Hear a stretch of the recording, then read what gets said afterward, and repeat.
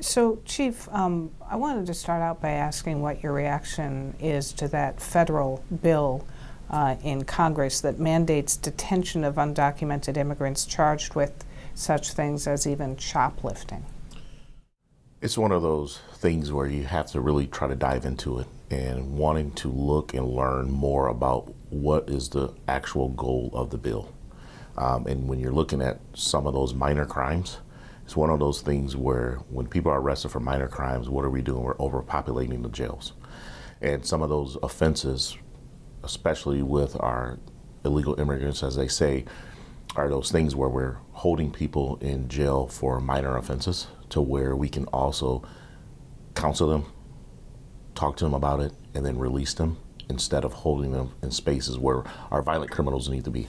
Or holding them in spaces and then handing them over to ICE as a result of that kind of infraction. What do you think of that? I think one of the biggest things is we're adding more work to an already stressful job, a job that provides, here in the city of Beloit, we take roughly 57,000 calls a year. And that's over 1,000 calls a week for our police officers, over 100 and something calls a day.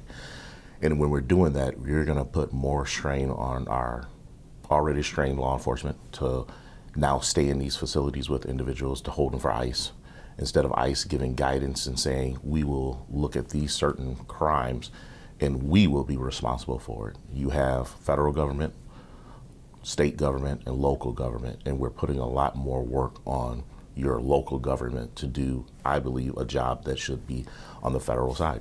Well, additionally, how does that legislation square with your community policing philosophy? It aligns with it to some point, but at the same time, we want to be good stewards of the people of Beloit, our community members here in the city of Beloit. So it's going to put that strain between our community members and the police department. And we've worked diligently to bring down that strain and to be inclusive to all and to make sure that we're working for everyone, giving everyone a voice and an opportunity to have a relationship with our police department, to talk with our police department. And if we fully dive into that, we're going to remove a great deal of people here in the city of Beloit. When will your officers cooperate with ICE? We will cooperate when we get further guidance. When there are violent felons arrested, in those situations, we will call ICE. We will talk to them, say, hey, this is what we have. What are our next steps? If ICE were to come here and do a project, they typically call them a roundup.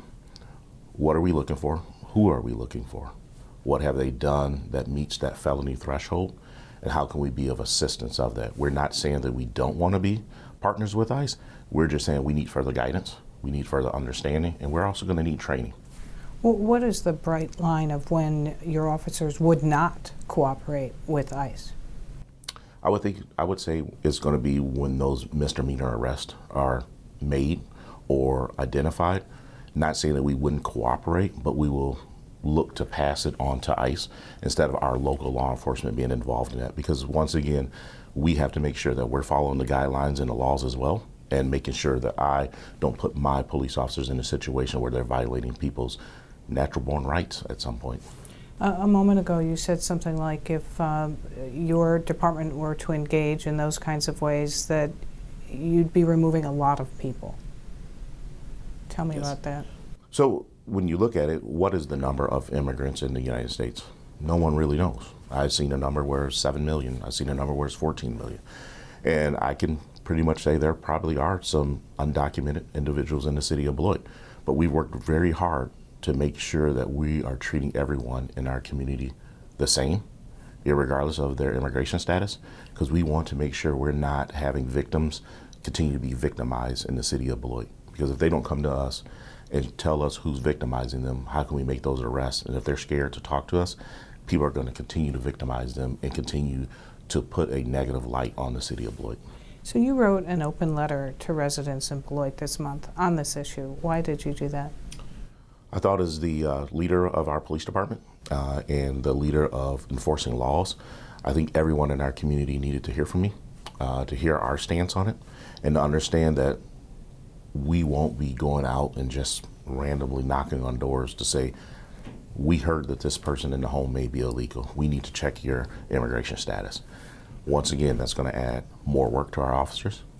That's going to prevent us from doing some of the things that we've done to build a better Beloit, as far as making sure our roadways are safe, making sure that we're being partners of our students in the community of Beloit, because they are our future, making sure that we're handling the violent crime that Beloit has had a history of known for. We are a city that went from having over 100 confirmed shootings in this city to where we're in the 20s now.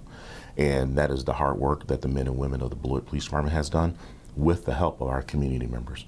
So if we tarnish that relationship, we're going to go back to those days of don't go to Beloit. What has been the reaction from the community? The people that I know that live in the city of Beloit has had a positive reaction to the message. They appreciate me being transparent, explaining what we're going to do as a police department and how we're going to continue to cooperate with our community members. But I think a lot of it has been probably a lot of people that's not from the city of Beloit weighing in on some things that I would just say they probably really didn't understand, or they took bits and pieces of that message and created a bigger message. And so you're suggesting that some of those people, most likely from outside the city, have been talking about deporting illegal immigrants or undocumented immigrants, and that your message does not hold to that? Yes. And how do you feel about that? Everybody's entitled to an opinion, but it's my job to look at some of those opinions and see how it makes Beloit better or worse. And my job is to sift through that and to make sure we're going to continue to put our best foot forward as a police department, and once again, make sure we're inclusive to all. And what has been the reaction on the part of immigrants in your city?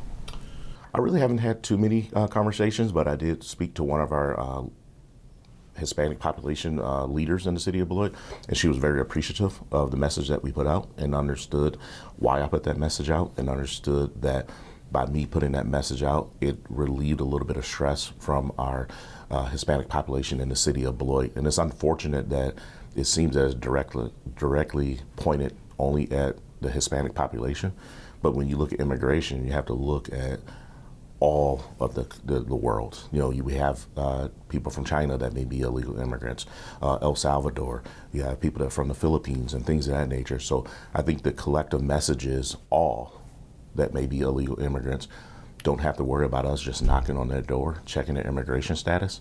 If we get to a point to where they're involved in a serious crime, that may come up, but we're not just going to go out and ask for their immigration status. So you said that you're waiting for guidance. Yes. On all of this, and yet what are your concerns given what has been roiling around in the headlines? No concerns as of yet. I'm a person that likes to sit back and wait and watch and look and get my own facts from documents that's provided for local law enforcement.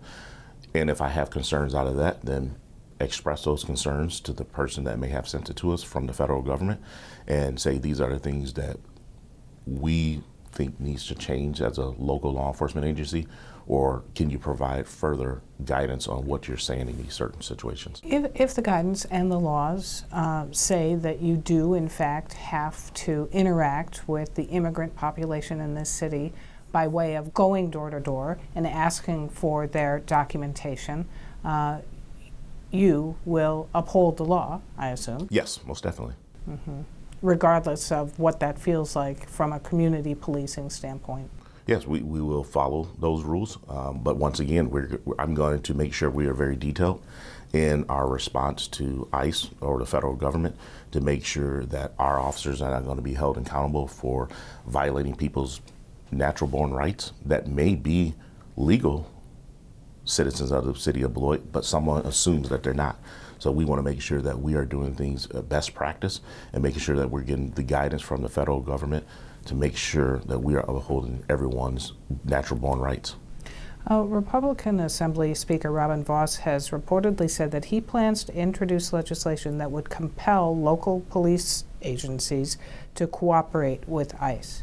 What's your response to that? Once again, it's one of those things where we have to look at it, go through the message that's being sent out. What is that legislature saying? What does those laws look like? And what relief or things they're going to give us to make sure that we're trained properly. And understand that we still have a community as a whole that we have to take care of, and they're adding additional work to an already strained profession. Is there anything you want to add on this? No, I think the biggest thing is that regardless of what comes out, we're going to do the best thing that we have to do for the city of Beloit. We have no problem working with our federal partners. We have no problems working with anyone in the state, the local municipalities or on the federal side. Our thing is we want to make sure that we are providing everyone an opportunity to feel safe in this community of Beloit, and to make sure that the victims are not continued to be victims of crimes that they refuse to report because they feel that we're going to check their illegal or their immigration status before we make a case against the person that they're calling on. Chief, thanks very much. Thank you for allowing the Beloit Police Department to get our message out. Thank you.